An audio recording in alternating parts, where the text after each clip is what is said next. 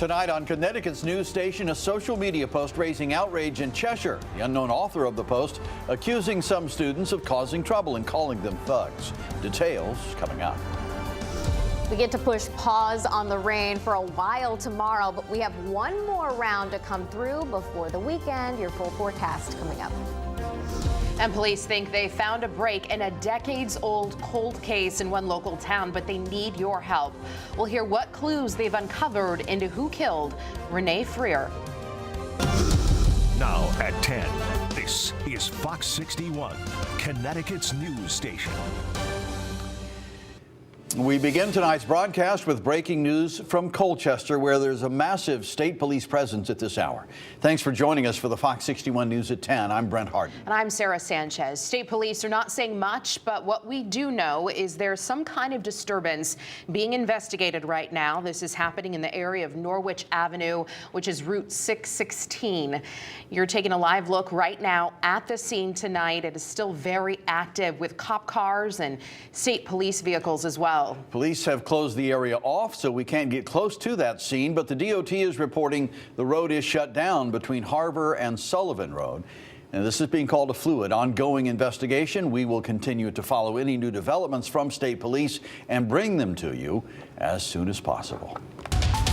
All right, turning to the weather now on a break. In the wet weather, at least a short break. Yeah, it did stop raining, I guess. Let's check in with Chief Meteorologist Rachel Frank for a first look at the forecast. Rachel, what's Friday looking like? Well, we may get through the day dry for a change, which is a nice change, one that will take while it lasts, because around this time tomorrow night, it will be raining again. Yes, the round of rain that came through today has pushed out of here. This is round number 2, but the good news is it looks like it clears out of here early on Saturday morning, and the rest of the weekend will be dry after some raindrops to start. Overnight lows will settle back close to 40 as we head towards daybreak, and during the day tomorrow, it's still mostly cloudy, but I think we'll have some breaks of blue, some pops of sun here and there, and even a little bit of sun can make a huge difference this time of year. The sun angle is higher, and temperatures will climb into the upper 50s to right around 60 as we head through the afternoon. Today, we were stuck in the 40s, so it's not too hard to be an improvement from today's weather. But watch as we step into the evening, there will be a rising chance for showers developing. That will take us into early on Saturday morning, but those showers should be winding down between 6 to 9 a.m. and the rest of the weekend we are home free. We'll take a closer look. Your full forecast coming up. All right, Rachel, thank you. Well, developing tonight, we have more on that house fire in Wallingford that we brought you first as breaking news on the news at 10 and 11 on Wednesday. 2 people were found dead inside that home, and another person is in the hospital with serious burns. Investigators are now looking at this house fire as potentially suspicious. Fox 61's Bridget Bjorlo talked to people in the neighborhood as investigators look for a cause. The crime scene tape remains up in Wallingford, nearly 24 hours after a fire killed 2 people living inside this multi-family home on Geneva Avenue. It's really tragic. Some neighbors saw the heavy smoke billowing from the roof. Others telling police they heard screaming coming from inside. William Valou lives across the street from where it happened. I walked outside and just saw all the fire engines, and it was just like, whoa, what happened here?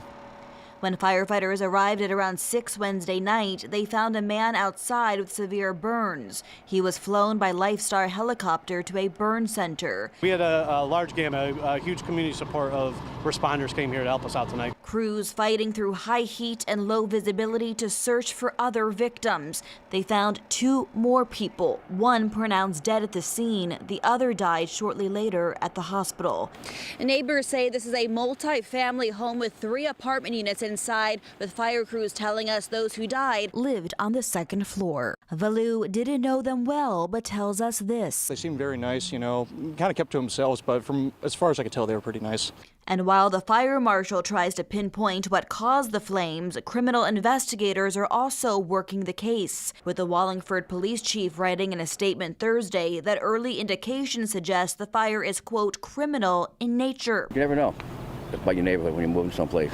Amelia Krasinowski knows the home well. It's where she grew up. This is where I was for most of my life, you know, as a young person. So it's sad to see something happen in it, because it was a happy home. She drove back to Wallingford Thursday to see with her own eyes what happened and shares this hope for healing. Hopefully the families will be able to be okay.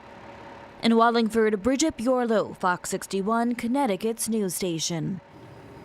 And new details in an incident from earlier this year. East Hartford police say they've arrested a man who opened fire on a driver behind a Bank of America. Christian Jackson has been charged with attempted assault and reckless endangerment. Police say he started firing at a person who was charging their car at an EV station. This happened in January. Jackson's being held on a $100,000 bond. A third suspect has been arrested in connection to a deadly shooting outside of Waterbury Courthouse. Nicholas Chiapponi was taken into custody Wednesday on murder charges connected to the death of Jerron Chapman. Chapman was shot and killed while leaving the courthouse last month. Dira Nelson and Dante Howell were also previously arrested in connection to that homicide. Police say the incident remains under investigation and additional arrests are expected. A Facebook post is causing outrage in Cheshire tonight. Someone online called students from New Haven who attend Cheshire High School thugs. That post has locals and the district superintendent denouncing that language. The post has since been deleted, but the anonymous user accused New Haven students of causing trouble, causing fights and mischief. Cheshire hosts a number of Elm City kids through a program with the Department of Education. Well, today the superintendent of Cheshire Schools called the comments reprehensible and not based in reality. Beyond the fact that these allegations could not be further from the truth, the post reeks of racial overtones. On behalf of our community, I apologize to our students for this gross mischaracterization and want you to know that we will continue to welcome every student in the Cheshire Public Schools as family. The person who made the post has still not been identified. Now, 47 years after the murder of 8-year-old Renee Freer, police in Monroe think they're closer than ever to finding her killer. They released a video today with more information about breaks in the case, but they need the public to help them in putting the final pieces together. Monroe police have investigated this case for the past 47 years. We've never considered it a cold case. It's always been active for us. Recently, a local author named Eric Hansen has shined new light on this case, which we welcome. We believe a juvenile known to Renee committed this crime. We are appealing to the suspect or his family to come forward with even the smallest pieces of information. We are confident that they know more than what has been disclosed in the past. This will bring the case to a conclusion for the sake of Renee, her remaining family, and the community as a whole. Renee was found dead in the summer of 1977 behind her house, and as we just said, any information about her death could help in finding her killer. You can contact police at any time through the phone number and email on your screen. Well, this morning, tenants rallied inside the state capitol. They're urging lawmakers pass a bill expanding eviction protections to all renters here in Connecticut. Right now, only people 62 years and older and people living with disabilities are protected from no-fault evictions. Renters spoke about their experiences today, hoping to appeal to what they say is lawmakers' moral duty. We have families who are suddenly homeless for reporting mold infestations that are making them seriously sick. How many more workers, families, and entire towns will be displaced in the next 3 weeks alone? Local landlords say expanding access would just lead to tenants abusing protections. The bill made it out of the committee but has not been brought to a vote. Now, also at the Capitol today, a bill that was the subject of much debate has been thrown out for this session. Lawmakers have shelved a proposal that would have allowed individual towns and cities to ban the sales of nip liquor bottles. Lawmakers and advocates fed up with litter supported the bill, but it was heavily opposed by liquor distributors and package store owners. 94 million nip bottles were sold in Connecticut last year. New data is revealing more about the job market in Connecticut. It shows there are plenty of positions open, but not across all industries. The State Department of Labor says Connecticut added 4,000 jobs in March. That brings the first quarter of 2024's running total to 13,000 jobs gained. But professional and business services saw a decline. Data analysts say that's because of a slowdown for temporary workers. Companies are competing for more full-time employees now. Unemployment is still at 4.5%, the same as February. A race in New Haven gave adults the chance to harness their inner child this evening. It was the United Way's second annual tricycle race. The event has teams of 5 adults each competing in a relay race by riding child-sized tricycles on an indoor racetrack. All proceeds from the event go toward providing groceries for families in New Haven. So many of our families, they benefit from the great work that United Way does.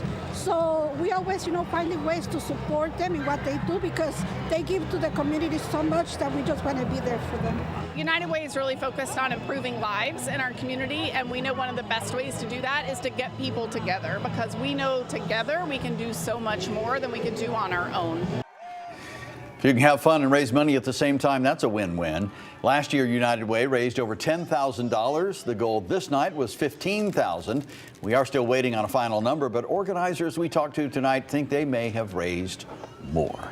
What a funny little competition there. Good for them. That's great.